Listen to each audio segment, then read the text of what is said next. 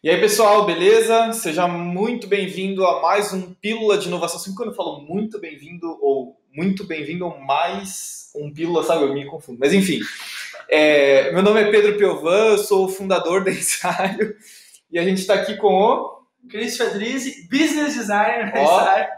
boa. Galera, o tema hoje é livros essenciais para aprender sobre inovação.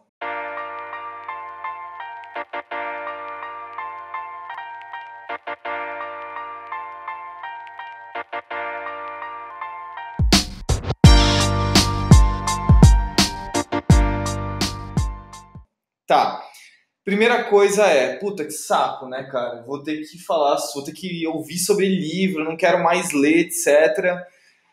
Cris, enfim, o que você quer me falar sobre isso? Bom, se for falar de livro, ainda bem que direcionou, né? Porque eu e o Pedro aqui, for ficar falando de livros e livros, cara, eu sou apaixonado por ler, assim.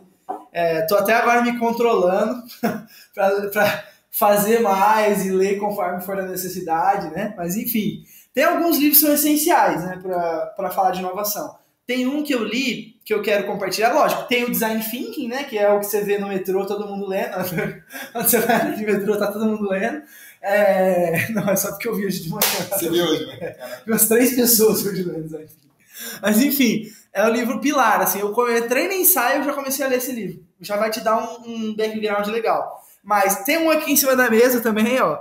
Aqui, ó.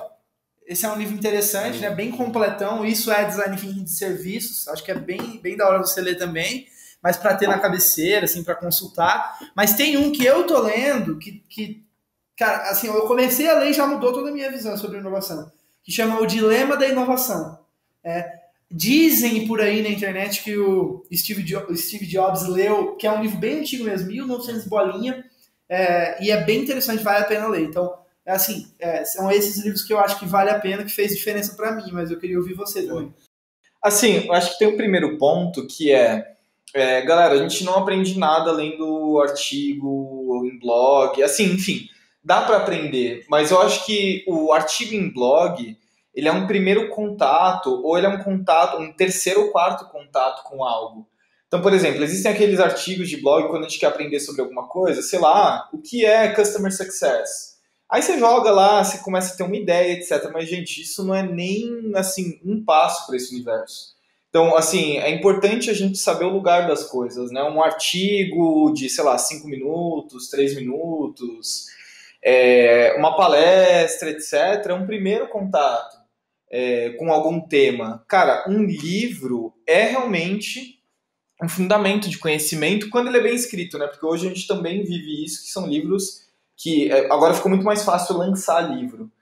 Antes as editoras elas eram muito mais criteriosas. Olha eu, né? 20 e poucos anos falando como era antes, mas enfim, eu acompanho o mercado editorial, eu ouvi já isso sendo falado. Antes as editoras elas eram muito mais criteriosas. Sim. Então, para lançar um livro, você realmente precisava ter critério. Hoje já não. Então, assim, a gente precisa ter um pouco de um radar bem antenado para saber ler um bom livro. A forma como eu consigo ler bons livros, eu pergunto para quem eu acho que é foda. Boa. Então, pessoas que eu acho referência, que são criteriosas, eu pergunto para elas. Sim. Qual é um bom livro para aprender sobre isso? E aí você pode perguntar assim, né? Até a forma de fazer a pergunta. Que livro, se você fosse me recomendar um livro sobre esse assunto, qual livro seria? Cara, essa pergunta, o cara já vai te entregar a fonte, tá? Total.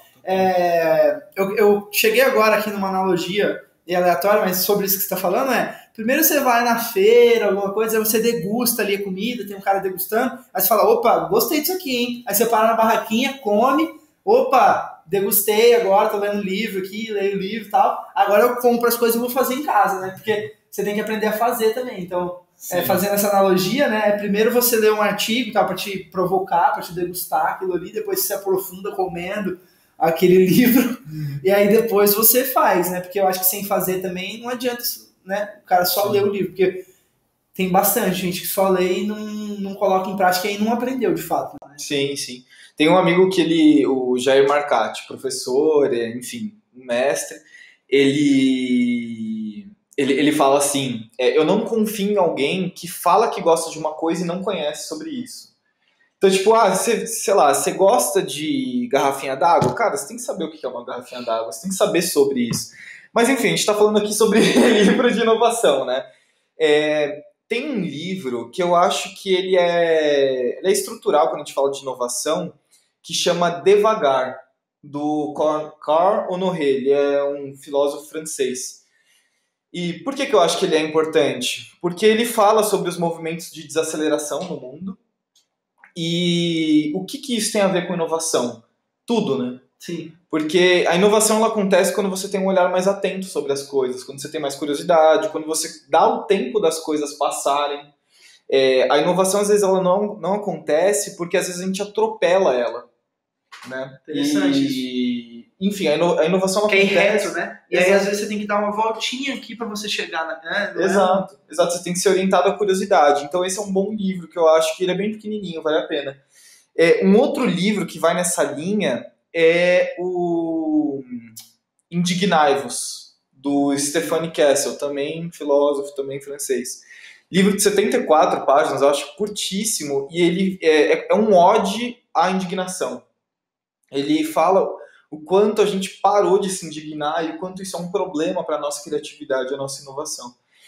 E, cara, para eu parar de falar aqui, mas eu acho que um outro pilar é não só o livro Ócio Criativo, do Domenico de Masi, mas o Domenico de Masi em si. O Domenico de Masi é a pessoa que fala sobre a importância do ócio em relação à criatividade. Já é um livro um pouco mais antigo, já é muito falado, mas eu gosto de repetir porque ele é muito importante.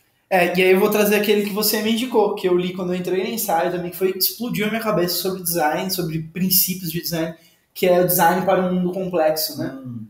Cara, mudou a minha forma de ver design. Rafael Cardoso, né? Rafael Cardoso. Bom. Então, deixa a dica aí também. Boa. A gente vai deixar os links desses livros aqui embaixo, link da Amazon, não é link, a gente não vai ganhar dinheiro com isso, infelizmente.